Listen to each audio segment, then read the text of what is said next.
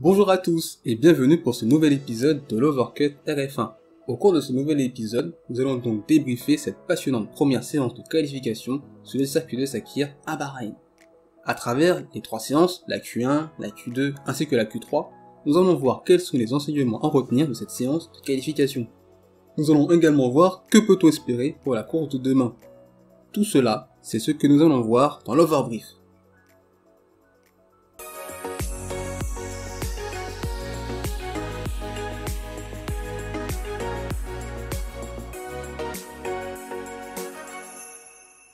Nous allons donc commencer tout d'abord par la Q1. Donc la Q1 a été marquée par les éliminations de Nikita Mazepin qui partira 20ème, Mick Schumacher qui partira 19ème, Sebastian Vettel 18ème, Nicolas Latifi 17ème et enfin Esteban Ocon 16ème. Concernant Nikita Mazepin qui partira 20ème, il a été l'auteur de deux erreurs. Il a en effet réalisé deux têtes à queue lors de ses tours rapides. Concernant le deuxième tête à queue, on peut également évoquer le fait qu'il avait dépassé tous les autres pilotes avant le dernier virage pour se lancer dans son tour rapide pour partir en tête à queue lors du premier virage, ce qui a été une scène assez cocasse. Donc on peut qualifier cette qualification de sa part de très décevante. Concernant Mick Schumacher, il a réussi à devancer Mazepin par 8 dixièmes, ce qui est une très bonne performance pour lui. En effet, ce n'est pas une surprise de voir les Haas aux deux dernières places, puisqu'en effet, la Haas a été une voiture qui a été pas développée ou très peu développée entre 2020 et 2021, Haas assumant le fait de vouloir se concentrer sur 2022. Ainsi, la voiture n'est pas très compétitive. Il est donc logique que la Haas soit alors devenue, pour l'heure actuelle, la moins bonne voiture du plateau. À la 17ème place, on trouve donc Nicolas Latifi, ce qui n'est pas une surprise. Qu'il soit devancé par Russell, il a été systématiquement au cours de la saison 2020, et la Williams constitue donc la deuxième moins bonne voiture du plateau. Elle est meilleure que la Haas, et ça on l'a vu dans cette qualification-là, puisque Latifi met 5 dixièmes à Schumacher, mais elle est bien loin derrière les Alfa Romeo qui ont réussi à passer en Q2. Nous allons donc évoquer les deux éliminations surprises, que sont donc Sebastian Vettel qui partira 18ème et Esteban Ocon qui partira 16ème. Les deux pilotes ont été piégés par un drapeau jaune dans le deuxième secteur, dû à Carlos Sainz du fait d'une coupure moteur pour le pilote espagnol qui l'a conduit à ralentir dans le deuxième secteur. Ainsi, Esteban Ocon et Sebastian Vettel ont été dans l'incapacité d'améliorer leur tour, et se sont donc retrouvés piégés, et de fait éliminés dès la Q1. Concernant Ocon, sans ce drapeau jaune, il serait passé en Q2. Pour Vettel, on peut l'imaginer également. Mais pour Vettel, ça a traduit finalement un week-end assez difficile pour lui. Il a eu des essais hivernaux assez compliqués, avec pas mal de problèmes techniques qui l'ont empêché d'enchaîner les tours, et il était à l'heure actuelle pas à l'auteur d'un grand week-end.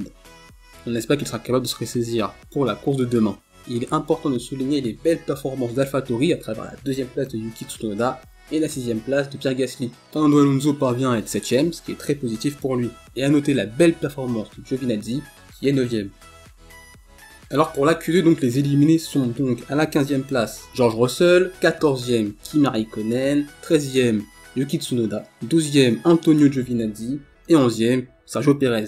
Bon pour George Russell, ce n'est pas une surprise qu'il soit finalement 15ème et dernier de cette Q2, il faut cependant souligner sa très belle performance et le fait qu'il ait réussi à passer la Q1. Concernant les Alfa Romeo, comme je l'ai dit précédemment, parmi les équipes de Hongrie, c'est la meilleure voiture. Elle l'a montré lors des essais hivernaux, elle est bien plus compétitive que la Haas et la Williams. Ainsi, voir Kimi Raikkonen 14ème et Antonio Giovinazzi 12ème n'est pas surprenant. Mais on peut cependant souligner la belle performance de Giovinazzi qui a réussi à devancer Kimi Raikkonen. Pour Yuki Tsunoda, cette Q2 est une petite déception. En effet, il a réalisé le deuxième temps lors de la Q1, il n'a pas été en capacité, en pneu médium, de réitérer cette performance qu'il a faite lors de la Q1. C'est une petite déception relative, c'est un rookie. Certes, Gasly avait réussi à passer en Q dans le médium, lui n'a pas su le faire. Ça arrive, il va progresser et s'améliorer au fur et à mesure des Grands Prix. Pour Sergio Perez, par contre, cette élimination est une légère déception. Il a tenté le pari des médiums comme l'a fait Max Verstappen. Max Verstappen, au cours de cette Q2-là, la finira à la 7ème place, alors que Sergio Perez sera 11ème. Cependant, entre les deux pilotes, il n'y a seulement que 3 dixièmes, et cette Q2 était très serrée pour le passage en Q3. Malgré le fait qu'il ne passe pas en Q2, sa performance n'est pas désastreuse. On imagine bien alors qu'il sera capable de rebondir demain et de remonter pour réaliser une très bonne course.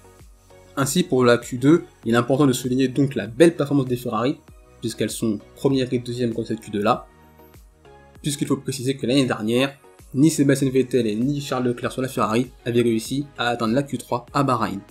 Également, on peut ajouter la belle performance d'Alonso qui rejoint la Q3 avec l'Alpine, plus le fait que donc, Pierre Gasly a réussi à passer en Q3 avec les pneus médiums, ce qui est une très belle performance de la part du pilote français. Ainsi, les pilotes qui partiront en médium dans le top 10 pour la course de demain sont donc Max Verstappen, les deux Mercedes, Lewis Hamilton et Valtteri Bottas, et donc le français Pierre Gasly. Nous passons donc à la Q3. Cette Q3 a été d'abord marquée par la performance stratosphérique de Max Verstappen. En effet, Max Verstappen réalise sa 4e position de sa carrière. Il devance de quasiment 4 dixièmes Lewis Hamilton qui sera 2e, Valtteri Bottas 3e, Charles Leclerc 4e, Pierre Gasly 5e, les deux McLaren 6e et 7e, Dan Ricciardo devant Lando Norris, enfin Carlos Sainz est 8e, et donc la 5e ligne avec Alonso 9e et Lance Stroll 10e.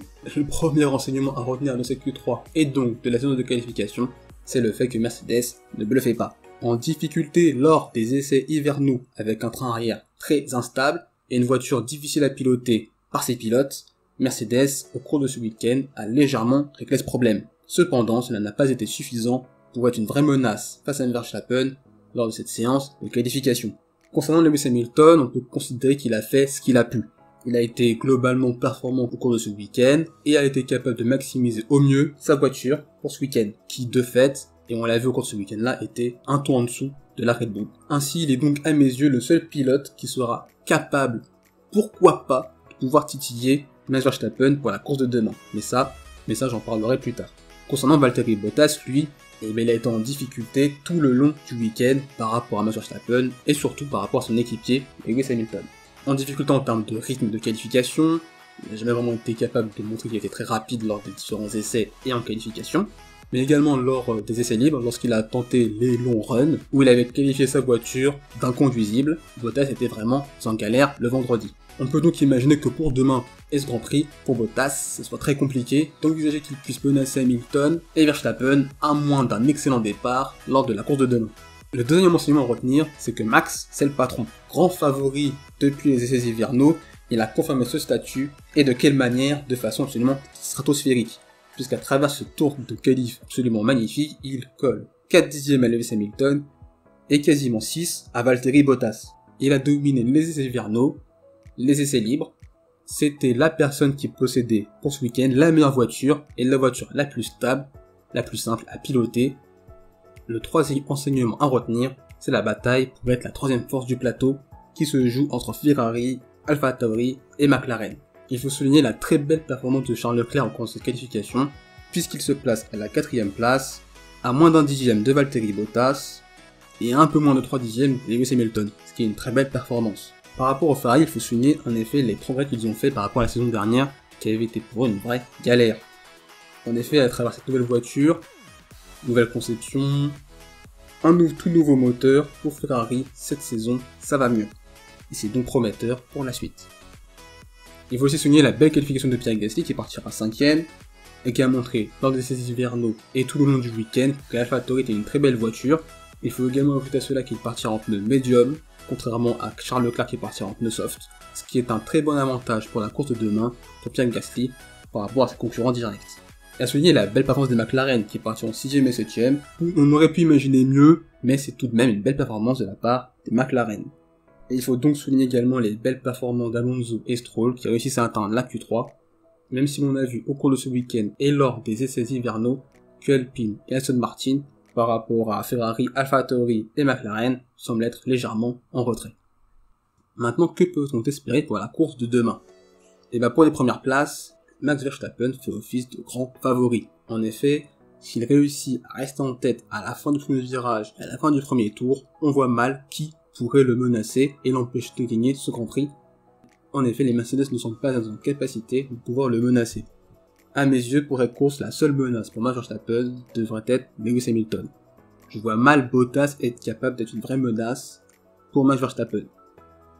Pour la bataille pour la 4ème place, on peut imaginer que cela va se jouer principalement entre les McLaren, Charles Leclerc, Pierre Gasly et pourquoi pas Carlos Sainz. Mais il ne faut pas oublier Sergio Pérez qui partira 11ème et qui, vu la voiture qu'il possède, devrait être capable de remonter très vite et de pourquoi pas même obtenir sa 4ème place. Mais pour cette bataille pour la 4ème place, cela va être très serré, mais Pierre Gasly en partant pneu médium a une bonne opportunité à saisir pour obtenir un bon résultat avec son AlphaTauri. Et Sergio Pérez également, puisque en partant 11ème, il partira très probablement en pneu médium. Voilà, donc quel est votre avis au sujet de cette séance de qualification qui a eu lieu aujourd'hui à Sakhir? Quels sont pour vous les pilotes qui vous ont impressionné, ceux qui vous ont déçus? Qu'est-ce que vous espérez pour la course de demain? Quel est votre podium pour la course de demain? Votre top 3, voire même votre top 5 ou votre top 10? N'hésitez pas à le partager sur mes réseaux sociaux et également en commentaire. En effet, on est présent sur Instagram, Twitter et Facebook. Il suffit juste de taper l'Overcut-F1 et vous nous trouverez. N'hésitez pas à partager cet épisode et à vous abonner. On se retrouvera très probablement lundi soir pour le débrief de ce Grand Prix de Bahreïn qui aura lieu demain. Je vous souhaite le meilleur. Salut!